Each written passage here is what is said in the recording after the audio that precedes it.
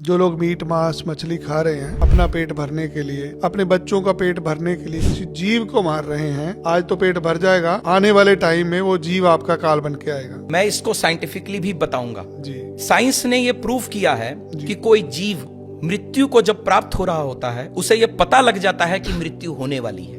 मैं किसकी बात कर रहा हूं? जिनको काटा जाता है। जी। उनके आंखों से अश्रु बह रहे हैं। सोच के देखिए उस जीव के अंतर आत्मा की आवाज क्या कहने की कोशिश कर रही होगी। और जब वो आंसू बहा रहे होते हैं उस वक्त जो सिचुएशन होगी उस जीव की अंतरात्मा की आवाज से जो ईश्वर तक पहुंचेगी, उसका रिजल्ट क्या मिलेगा? इतना भयंकर उसका रिजल्ट नीचे आएगा, वापस उसका पार नहीं पा सकते। इसीलिए उसके कष्ट आगे भागेंगे, आगे जन्मों जन्मांतर तक खत्म नहीं होने वाले।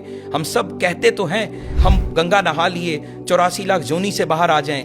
मैं नहीं मानता कि ऐसा हो पाएगा अगर इन कर्मों के साथ हम कनेक्ट हुए। क्योंकि एक और चीज इसके साथ बहुत इंपॉर्टेंट मैं बोलना चाहूंगा। मैंने ये लोगों से सुना है, पढ़ा भी है, और बहुत बार आजकल के YouTube वीडियोस वगैरह में भी इंफॉर्मेशन फ्लो कर रही है कि जो लोग नॉन वेजिटेरियन फूड की तरफ बहुत ज्यादा अग्रसर हैं, धीमे धीमे उनमें एक साइकोसिस, एक फियर फैक्टर पनपता है। ये बहुत से लोग ये मानते हैं और ये साइंटिफिकली प्रूव्ड है। कोई बता सकता है ऐसा क्यों? इसके पीछे साइंस है। जिस वक्त वो जीव मृत्यु को प्राप्त हो रहा है वो डरा हुआ है।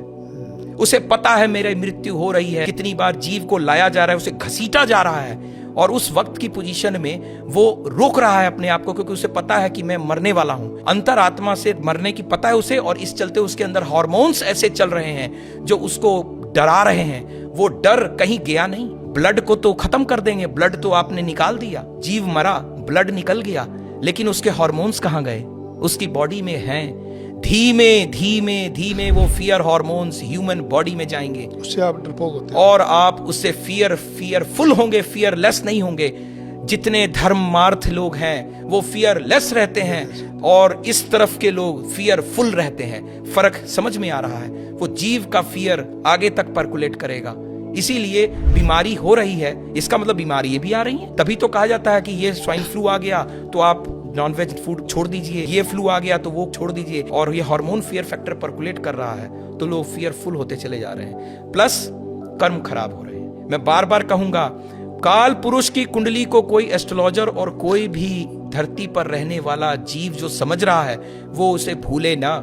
10वां घर कर्म का, 11वां घर प्राप्ति का, दोनों शनि के प्रभाव में है। कर्म बुरे करोगे, प्राप्तियां बुरी करोगे। शनि देव की समय जब आएगा तो उनकी मार से बचना असंभव ही असंभव।